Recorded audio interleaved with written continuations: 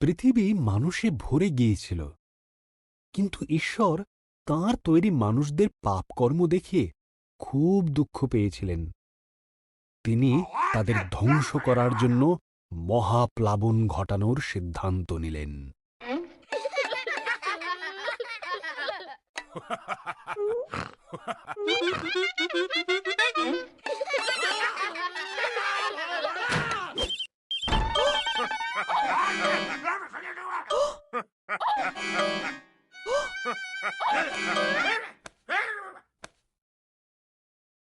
সেই সময়ে নোহ নামে এক লোক ছিলেন না। নোহ ঈশ্বরকে ভালোবাসতেন এবং তাঁর বাধ্য ছিলেন।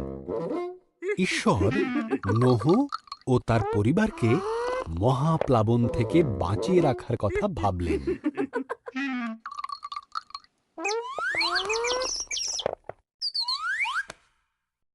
ঈশ্বর নোহকে মহাপ্লাবন থেকে সাবধান করলেন। তিনি নোহকে একটি বিশাল বড় জাহাজ, নিচু ছাদ থাকবে, 3টি তলা, একটি জানালা ও একটি দরজা থাকবে। নোহ ঈশ্বরের কথা মতন জাহাজটি তৈরি করলেন। ঈশ্বর নোহকে বললেন, প্রত্যেক ধরনের পশুর থেকে জোড়ায় জোড়ায় পশু সংগ্রহ করতে, একটি করে পুরুষ, একটি করে স্ত্রী।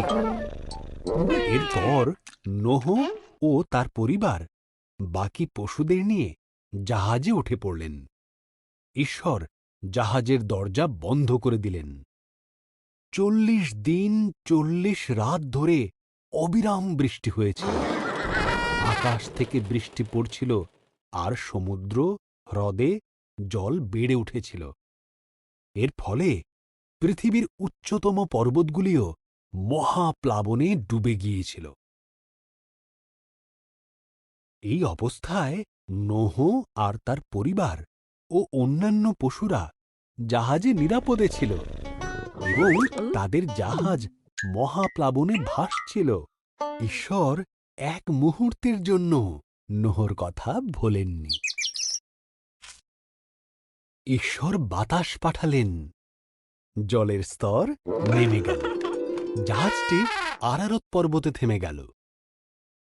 নোহ একটি ঘুঘু পাখিকে বাইরে ছেড়ে দিলেন।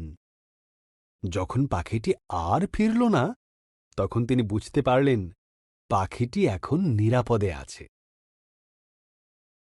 ভূমি শুকিয়ে যাবার পর ঈশ্বর তাদেরকে জাহাজ থেকে বেরিয়ে আসতে বললেন।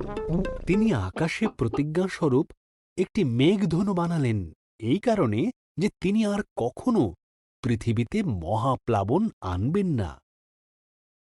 নিচু ছাদ থাকবে, 3টি তলা, একটি জানালা ও একটি দরজা থাকবে। নোহ ঈশ্বরের কথা মতন জাহাজটি তৈরি করলেন। ঈশ্বর নোহকে বললেন, প্রত্যেক ধরনের পশুর থেকে জোড়ায় জোড়ায় পশু সংগ্রহ করতে, একটি করে পুরুষ, একটি করে স্ত্রী। এরপর নোহ ও তার পরিবার বাকি পশুদের নিয়ে জাহাজে উঠে পড়লেন। ঈশ্বর জাহাজের দরজা বন্ধ করে দিলেন। 40 দিন 40 রাত ধরে অবিরাম বৃষ্টি হয়েছিল।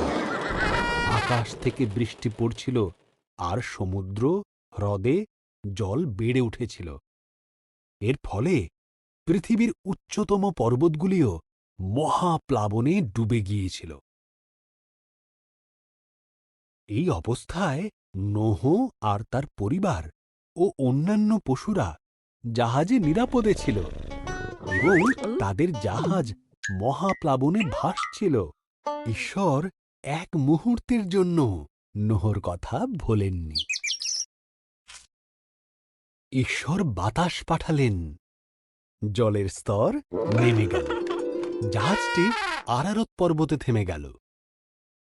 নোহ একটি ঘুঘু পাখিকে বাইরে ছেড়ে দিলেন।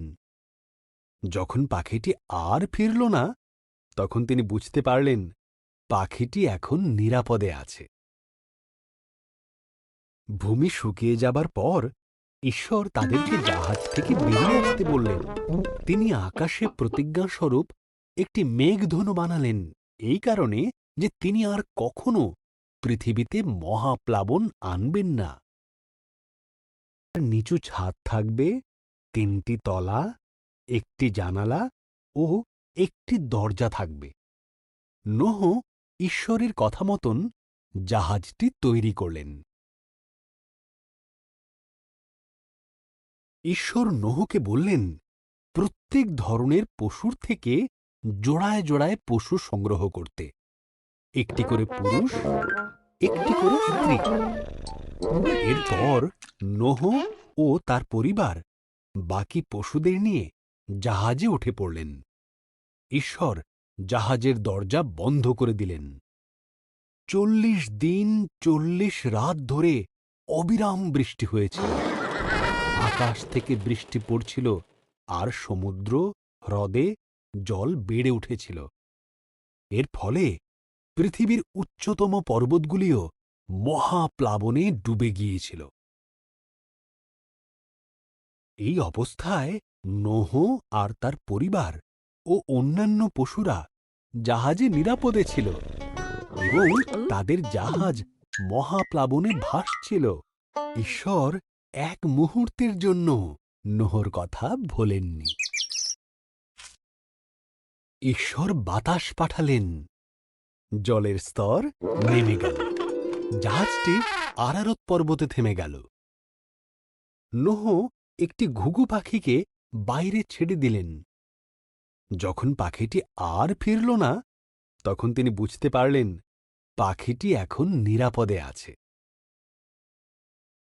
ভূমি শুকিয়ে যাবার পর ঈশ্বর তাদেরকে জাহাজ থেকে বেরিয়ে আসতে বললেন।